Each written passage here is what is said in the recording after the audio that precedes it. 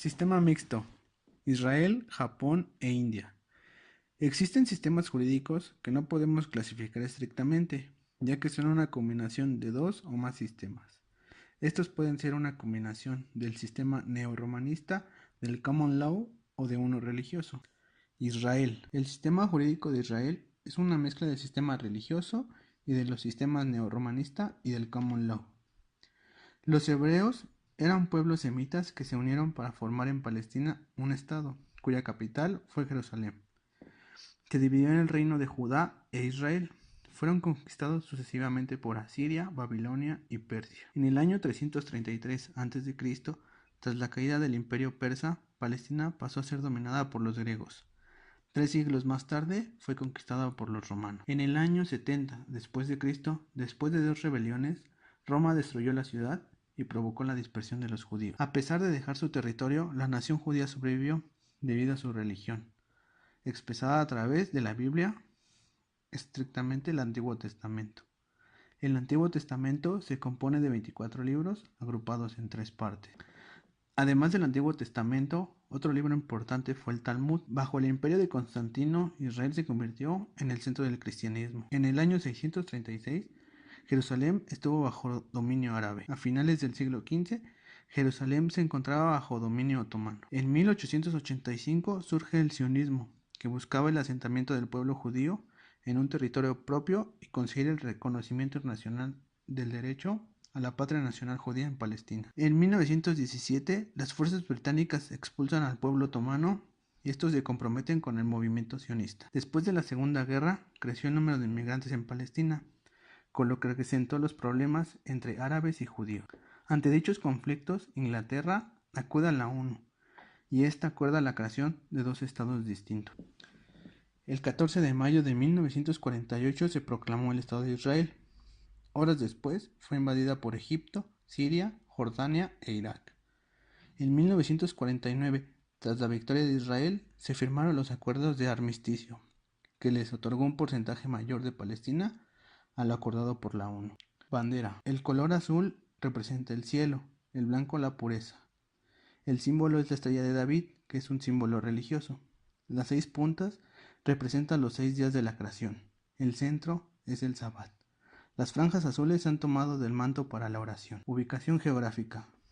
Israel tiene frontera con Egipto, Jordania, Siria, Líbano y con el mar Mediterráneo. Su capital es Jerusalén. Tiene un territorio de 20.770 kilómetros cuadrados. Su moneda es el nuevo shekel. Tiene una población de 8.458.221 habitantes. Las religiones predominantes son el judaísmo, el islam y el cristianismo.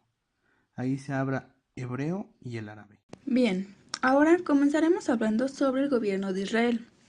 El gobierno está encabezado por el primer ministro, quien debe ser miembro de la Knesset. Ya después les hablaré de esta figura. Después de cada elección, el presidente llama a un miembro de la Knesset, quien por lo general es el líder de un partido con mayor representación, para que éste forme un gobierno y sea quien lo encabece. Dado que el gobierno requiere del voto de confianza de la Knesset para actuar, debe ser aprobado por la mayoría más uno, es decir, 61 de sus 120 miembros. Hasta la fecha, en Israel, ningún partido ha logrado recibir lo suficiente número de votos para poder formar el gobierno por sí solo, por lo que se recurre a la opción de formar una coalición, es decir, el gobierno con mayor votos se une con otro gobierno para así formar el gobierno. El gobierno por lo general ejerce durante 4 años, pero su periodo puede acortarse o verse afectado, ya sea por la renuncia del primer ministro o la muerte, y también por un voto de desconfianza de la Knesset. El poder ejecutivo.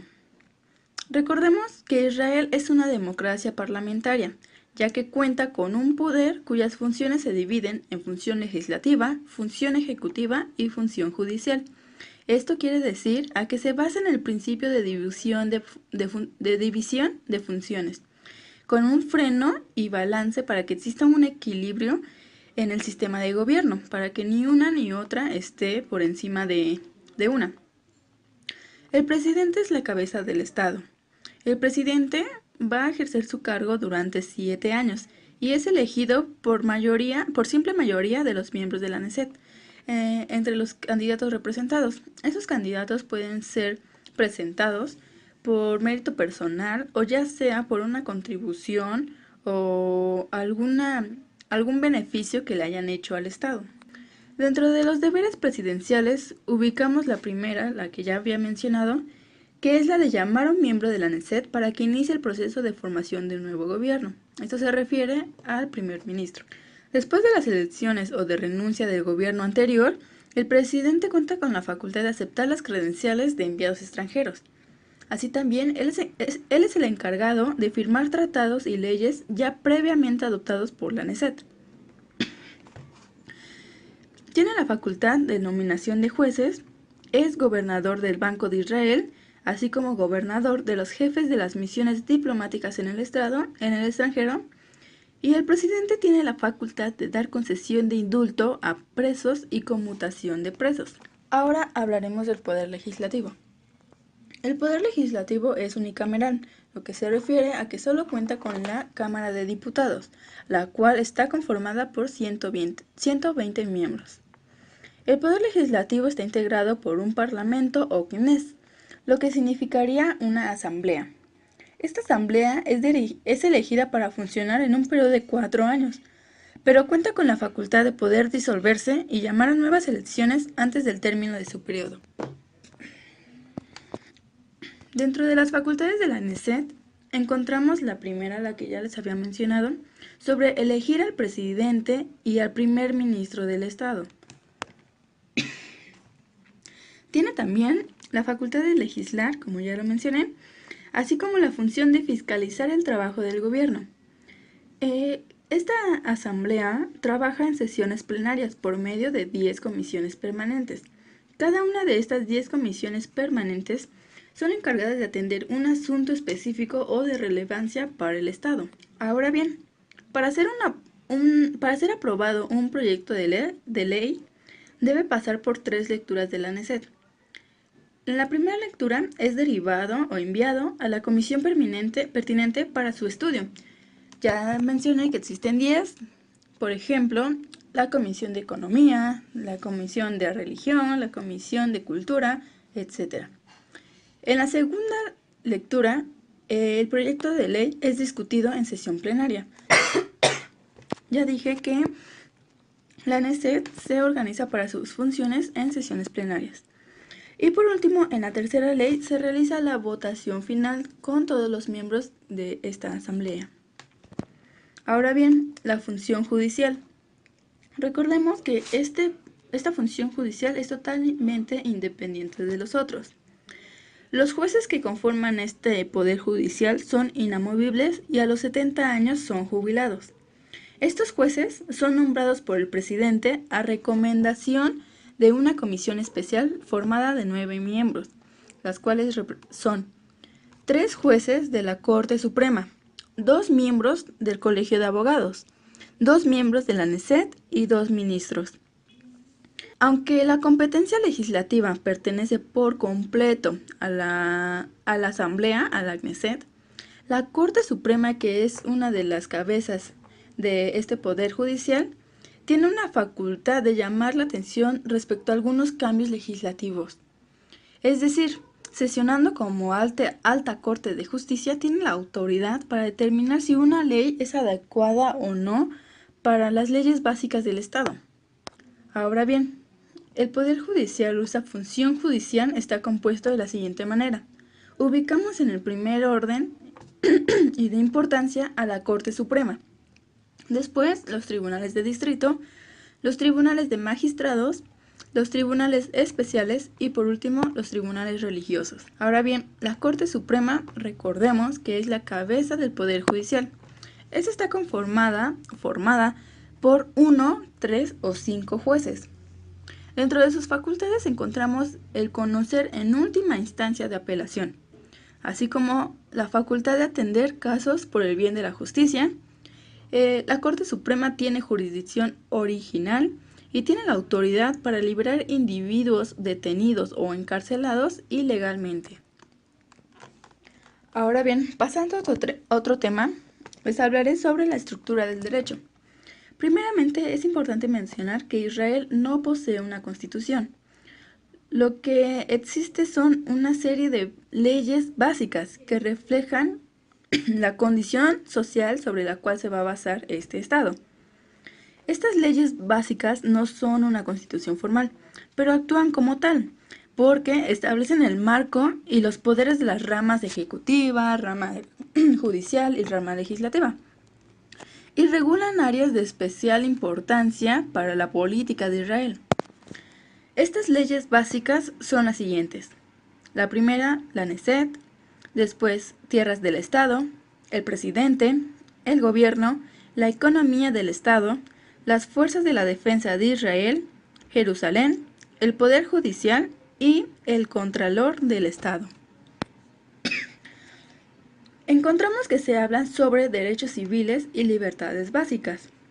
Dentro de los derechos civiles para la población de Israel, encontramos principalmente el de no ser expropiado de un bien sin tener justa indemnización, así como el de no ser discriminado por las autoridades. Y las libertades tenemos la libertad de reunión, la libertad de expresión, libertad de religión y libertad de convivencia. Estas las podemos contrastar con los derechos que tenemos en México. El matrimonio civil, es importante hablar de esta figura, puesto que no existe en Israel, ya que todos los ciudadanos están obligados a recurrir a las autoridades religiosas en materia de matrimonio y divorcio. Es una ceremonia muy formal, no existe el matrimonio civil. Y quien realiza todo el conteo y registro de estos es el Ministerio de las Religiones. Ahora bien, fuentes del derecho de Israel. Una de las más importantes fuentes del derecho formales es la legislación. Esta es emanada por la Knesset, es decir, la Asamblea, y tiene una tendencia al derecho judaico, es decir, el derecho religioso. La segunda fuente importante es el precedente. El precedente son aquellas normas emanadas de las decisiones judiciales que deben acatarse para los futuros casos análogos al resuelto. Esta fuente de derecho es causística y heredada del derecho inglés. También tienen la fuente de la jurisprudencia, la cual está regulada por la Ley de los Fundamentos Legales de 1984, y esta ayuda para suplir todas aquellas lagunas existentes en la ley. Esta ley, la Ley de Fundamentos Legales, establece que en caso de una cuestión legal que no pueda ser resuelta por una ordenanza o mediante un precedente que ya antes les mencioné, los jueces deben resolver por analogía o mediante los principios fundamentales de libertad, de justicia, equidad y paz del legado de Israel, y esto forma la jurisprudencia. Por último hablaremos sobre el Colegio de Abogados de Israel.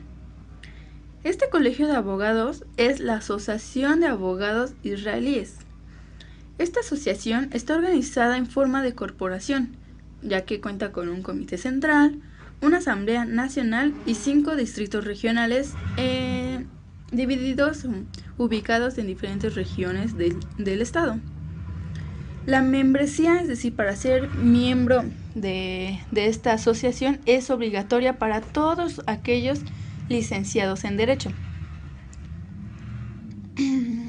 Entonces, esta membresía es obligatoria para todos y es la única opción de asociación legal reconocida bajo la ley. La ley israelí empodera a esta asociación de abogados como la autoridad para regular las formas éticas y disciplinarias. Es decir, va a ser encargada de regular la formación de estos estudiantes, de estos licenciados, así como acreditar sus miembros, supervisar sus exámenes 2 veces al año y emitir las licencias correspondientes. Pero también se le otorga un cierto nivel de autoridad a esta asociación, puesto que con ella puede emprender acciones de beneficio a sus miembros o también tomar medidas legales contra aquellos que sobrepasan los límites de esta profesión.